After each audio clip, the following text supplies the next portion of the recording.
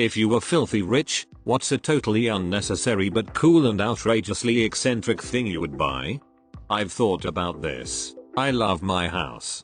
It's a quaint medium-sized 60-year-old home. Old enough to be made of good materials like copper wiring and actual wood, but not old enough that it's falling apart. If I suddenly struck it rich, I'd have hard time leaving my home.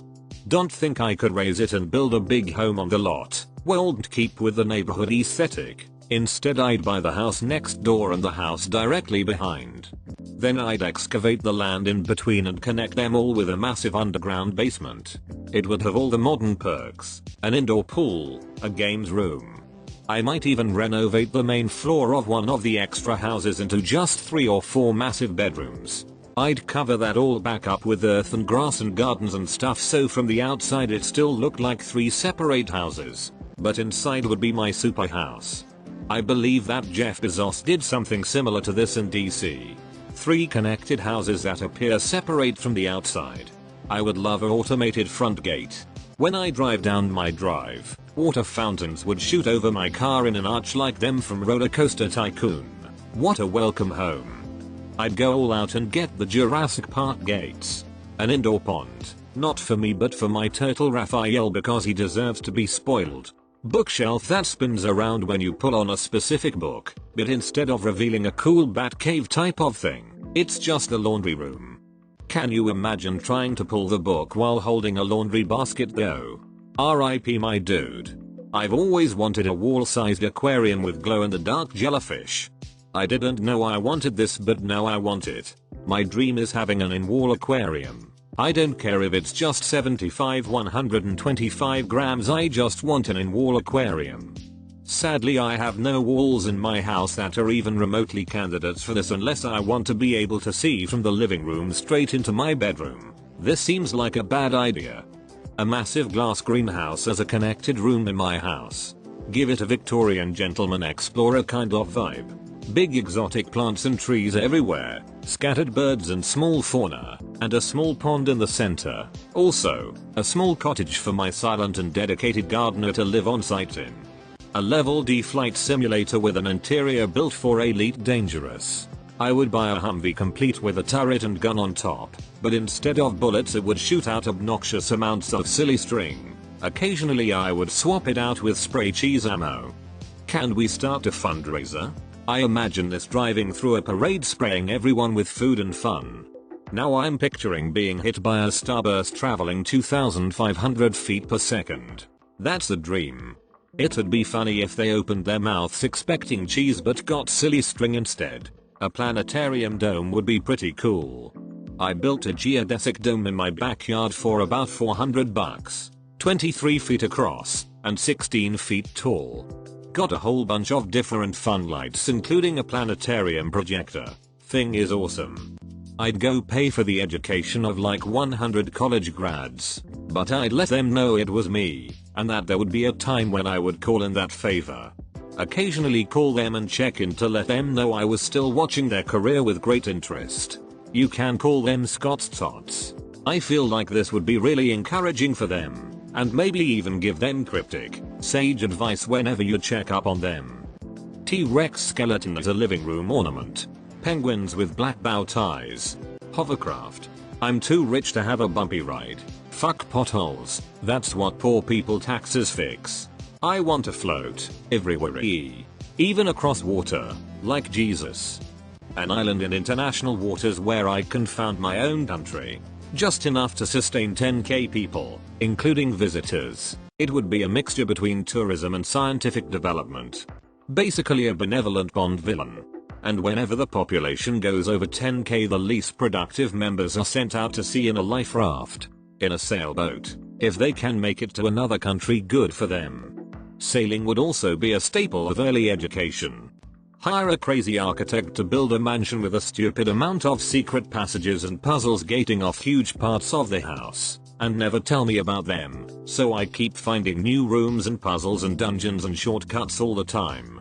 Resident Evil Mansion. You want a Resident Evil mansion. Instead of a koi fish pond, I would want an axolotl pond.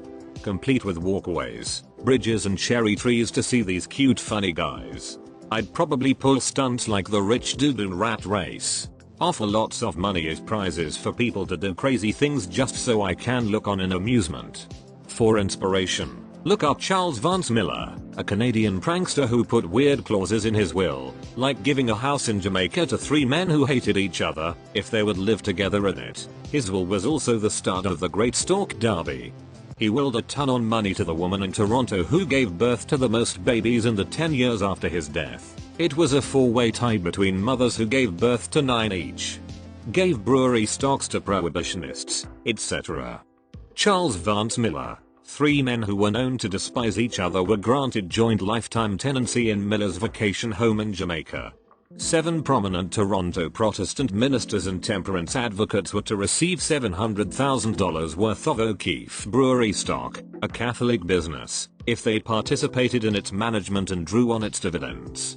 3 fervid anti-horse racing advocates were to receive $25,000 worth of Ontario Jockey Club stock. But the final bequest of his will was the largest and strangest. In the will's 10th clause, it required that the balance of Miller's estate was to be converted to cash 10 years after his death and given to the Toronto woman who gave birth to the most children in that time. In the event of a tie, the bequest would be divided equally. I'd pay a Scottish guy gobs of money to just follow me around and echo everything I say. For instance, if I were to say "man, I'm thirsty," he would yell "bring the goods or water" or something like that. I'd have a stupidly large garage with exotic and basic as fuck cars in it.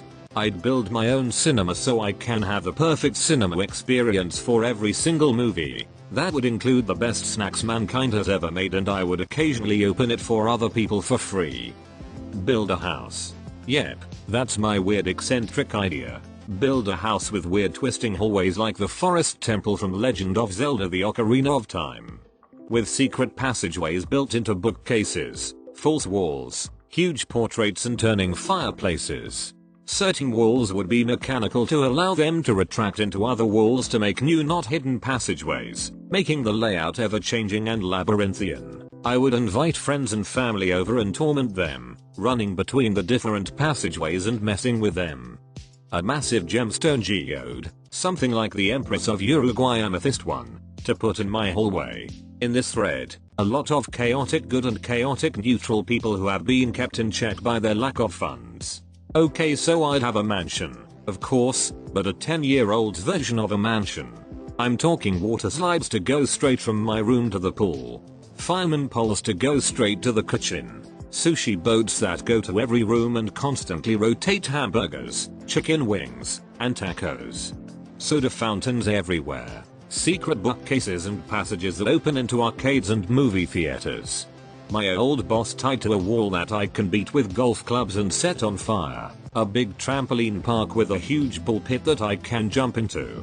A little indoor park where all my dogs can run and play in. Huge board game tables that I can invite all my friends to play at. A library with cases full of games and movies. One of these things is not like the others. My friend told me the other day that when he becomes rich he's gonna immediately buy a massive bathtub in the middle of his bathroom that's shaped like a giant clamshell. I'd hire a team of scientists to develop a pillow that felt like boobs. Army of lawn gnomes, but thousands of lawn gnomes, and put them in my yard. Hire someone at night to slowly have them invade my neighbor's yard over the course of a year.